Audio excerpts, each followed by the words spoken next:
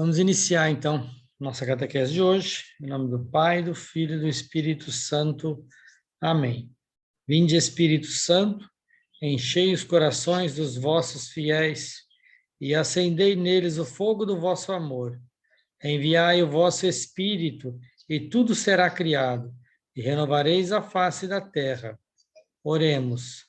Ó Deus, que instruíste os corações dos vossos fiéis com a luz do Espírito Santo, fazei que apreciemos retamente todas as coisas, segundo o mesmo Espírito, e gozemos sempre da sua consolação, por Cristo Senhor nosso.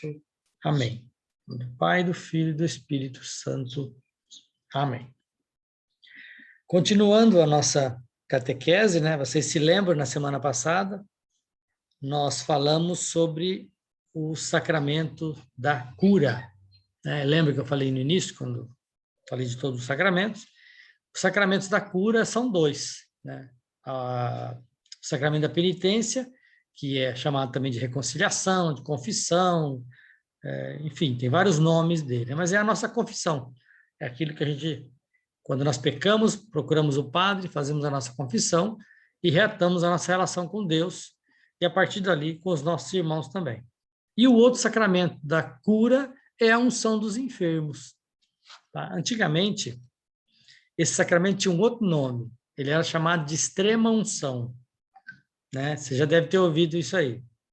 Tá? Extrema unção. E esse extrema unção assustava um pouco as pessoas, né? Porque a pessoa, antigamente a pessoa estava doente no hospital, né? Aí chamava o padre para dar uma bênção, ela já morria de medo porque achava que estava morrendo, porque existia uma, digamos assim, uma crença, uma sensação nas pessoas de que esse sacramento era só para quem estava já à beira da morte. Então, você não tinha mais possibilidade de voltar, não tinha cura mais da sua enfermidade, então você recebia a unção, a extrema unção e morria, pronto, estava reconciliado com Deus. Mas não é esse só o sentido do sacramento. Por isso que a igreja mudou o nome dele de extrema unção para unção dos enfermos. Tá? Sônia, você quer perguntar alguma coisa? Você levantou a mão aí? Não? Beleza. Então, se tiver alguma coisa, pode perguntar no final também. Então, aí mudou o nome para unção dos enfermos. Tá? Porque esse sacramento não é só para aquelas pessoas que estão em perigo de vida, ou lá na beira da morte, que a doença não tem cura, que não tem mais jeito para aquela pessoa. Não, a finalidade dele é outra. Quando você está com uma enfermidade, você vai fazer uma cirurgia e que você corre risco de vida, você deve buscar o padre e pedir esse sacramento, porque ele é uma preparação para esse momento. Se você recebe esse sacramento, ele perdoa os pecados, tá? Ele tem o mesmo que acontece com o sacramento do batismo, que também perdoa os pecados de quem está ali recebendo o sacramento. A unção dos enfermos também perdoa esses pecados que você tem. Então, ele é uma preparação. Você, quando faz isso, quando você pede perdão, quando você recebe o sacramento da unção, você se prepara para aquele momento difícil. Mas não quer dizer que você vai morrer. Não é isso, não é só isso. Ele também serve para isso, para preparar a pessoa para o encontro com Deus. Mas ele trabalha na cura das duas coisas, não só a cura física, mas também a cura da alma. Tá? Os dois. Ele age, a intenção do sacramento da cura, da unção dos enfermos, é dar uma paz e uma segurança para a pessoa, capaz de fazer com que ela enfrente aquela situação com mais tranquilidade, né? Sem tanto medo, sem tanto nervosismo, porque ela recebeu o perdão dos seus pecados. Então, Deus pode curar ela do mal do pecado e também do mal da enfermidade que ela está. Então, tem essas duas vias. Age para curar aquela pessoa do mal que ela está sofrendo, mas também age para curar a pessoa do pecado. Se ela morrer por conta daquela enfermidade, ela vai para o céu.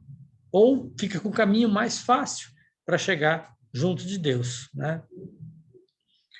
Então, é um sacramento que qualquer pessoa pode buscar. Se você vai fazer uma cirurgia, a mulher que está para ganhar neném vai fazer uma cesárea, por exemplo, é uma coisa de risco, né? Pode pedir o sacramento. Esse sacramento a gente pode receber ele várias vezes, não é uma vez só na vida, né? Várias vezes a gente pode receber esse sacramento. Não existe um limite para isso. Então, a gente pode procurar, todas as vezes que você tiver com uma doença, que tiver com perigo de vida, algo nesse sentido, você pode buscar esse sacramento que o padre tem absoluta certeza vai te dar com o maior gosto. É só o padre que pode dar esse sacramento, tá? Diácono não tem esse poder. Só o padre que tem essa faculdade, esse dom, né? Que ele recebe através do sacramento da ordem no grau do presbiterato. A gente vai estudar depois, né? Vocês vão saber os 3 graus do sacramento da ordem, depois, quando nós formos estudar os sacramentos do serviço. Tá? Então, o sacramento pode receber a pessoa por ocasião de uma doença grave, perigo de morte, antes de uma cirurgia, ou mesmo por conta da idade avançada, né? Esse sacramento, então, como eu disse, ele apaga as faltas, perdoa os pecados, né? Aqueles pecados que a gente não confessou, né? Quando nós procuramos o padre para confissão. Ele dá alívio, dá conforto ao doente, amenizando a dor pela fé. Então, revigorados pela fé que a gente recebe através desse sacramento, a gente se sente mais tranquilo e pode encarar esse perigo de vida que a gente está tendo, com aquele procedimento, com aquela doença que a gente está, de uma maneira mais serena, né? E com isso nos dá forças para que a gente possa vencer aquele mal que está acometendo nós, que está nos acometendo, né? A Igreja Católica, então, professa e ensina que esse aí é um dos 7 sacramentos do Novo Testamento, todos eles foram instituídos por Jesus Cristo. Esse sacramento, em especial, ele tem uma sugestão no Evangelho de Marcos, né? Se vocês quiserem abrir a Bíblia de vocês, está em Marcos, capítulo 6, é o versículo 13. E ele diz assim, é aquela passagem quando Jesus envia, né, os 12 discípulos para pregar nas cidades, né? Então, Jesus, ele chamou, começa lá no versículo 7 e vai até o 13. Ele chamou a si os 12 e começou a enviá-los 2 a 2, dando-lhes autoridade sobre os espíritos impuros. Mandou que não levassem nada pelo caminho a não ser cajado, nem pão, nem sacola, nem dinheiro à cintura, mas que calçassem sandálias e não usassem 2 túnicas. Dizia-lhes ainda, quando entrar, são as instruções que Jesus passou para eles, né? Quando entrardes numa casa, permanecei ali até a vossa partida. Se em algum lugar não vos receberem, nem vos escutarem, saí de lá e sacudi a poeira de vossos pés em testemunho contra eles. E saindo, eles começaram a anunciar a fim de que o povo se arrependesse. Expulsavam muitos demônios, ungiam com óleo numerosos enfermos e faziam curas. Palavra da salvação. Glória a vós, Senhor. Né? Olha o que diz aqui o texto. Eles ungiam com óleo numerosos enfermos e faziam curas.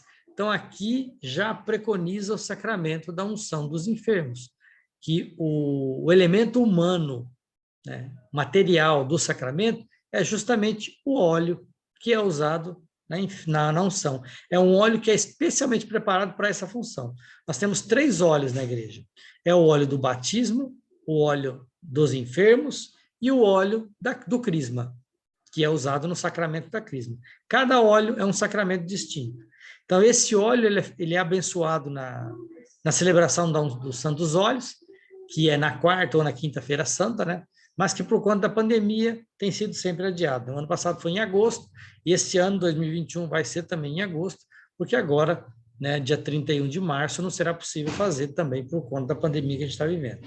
Então, lá, nesse dia, esse óleo é abençoado pelo bispo e aí é distribuído para todas as paróquias para que os padres façam uso desse óleo, né, para unção dos enfermos. E além de Marcos, tem também uma passagem, né, na carta de São Tiago. São Tiago, né, o autor dessa carta aqui, é considerado pela igreja, não se sabe com certeza, porque era um nome muito comum, e entre os discípulos de Jesus tinha Tiago, irmão de Zebedeu, tinha Tiago menor, tinha Tiago também, que era o primo de Jesus, né? Filho de Maria de Cleofas, que era irmã de Nossa Senhora. Parente, né, de Nossa Senhora, Maria de Cleofas. Cleofas é aquele discípulo, um dos 2 discípulos que descem com Jesus, fazem o caminho de Emaús depois da ressurreição. A mulher dele, Maria, né, é uma das mulheres ao pé da cruz e ela é mãe de Tiago, que então era primo de Jesus. Não irmão, como está na Bíblia, né, como está em alguns textos, né? Porque, na verdade, a tradução é que traz uma interpretação errada. A palavra, o alfabeto, né, hebraico, que os judeus usavam para falar naquela época, né, é meio pobre, não tinha palavras distintas para determinadas coisas. Então, parente era normalmente uma palavra só. Primo, irmão, tio, nora, sogro, era a mesma palavra que usava. Então, primo era chamado de irmão. O tio, às vezes, era chamado de irmão. A gente vê lá no Antigo Testamento, Ló era sogro, né, de Abraão, se não me engano. E às vezes ele é chamado de irmão, tem várias denominações lá para a mesma pessoa, justamente por conta dessa confusão do alfabeto, da tradução. Então, a gente sabe que esse Tiago aqui, a igreja, então, acredita que seja aquele que é o primo de Jesus, ou também chamado de o irmão do Senhor, né? E ele diz assim, lá no capítulo 5 da carta de Tiago, alguém está dentre vós está sofrendo, recorra à oração. Alguém está alegre, entoe hinos. Alguém dentre vós está enfermo, tem alguém doente no meio da comunidade, mande chamar os anciãos da igreja para que orem sobre ele, ungindo-o com o óleo no nome do Senhor. Então, se alguém está doente, chame os anciãos. Sabe o que quer dizer a palavra ancião? Presbítero. Presbítero é ancião. Então, quando chama os anciãos, chama os presbíteros. Quem são os presbíteros? Nossos, os padres. Então, se alguém está doente, chama o padre vai rezar por aquela pessoa e ungir ela com óleo. Está lá na carta de Tiago, no finalzinho da carta de São Tiago, no capítulo 6. Tá? Então, São Tiago, né, nesse texto está ali muito claramente como é esse sacramento. E até hoje a igreja faz do mesmo jeito. Se você tem um problema de saúde, se você tem uma doença, né, que quer receber esse sacramento, é procurar o padre ou pedir para que alguém procure o padre por você. O padre vai na casa da pessoa, concede esse sacramento e a pessoa então fica revigorada, né, fica reforçada na sua fé, na sua crença em Jesus Cristo. Então, são sinais fundamentais para na celebração desse sacramento, a imposição das mãos na cabeça da pessoa e a unção com óleo, né? Do mesmo jeito que está lá no texto, né? Bom, vamos continuar, então. Então, são sinais fundamentais, né? Recordando, a unção das mãos com o padre, então, é o toque, né, de Jesus, que o padre faz na pessoa que está doente, e unge a pessoa com óleo, unge na testa e unge também nas mãos, né? E o texto, desse texto de Tiago mesmo, continuando ali, ele fala que a oração da fé salvará o doente e o Senhor o colocará de pé, né? Se tiver cometido pecados, esses lhe serão perdoados. Tá? Então, do mesmo jeito que a gente vê lá, naquele texto, a igreja faz até hoje.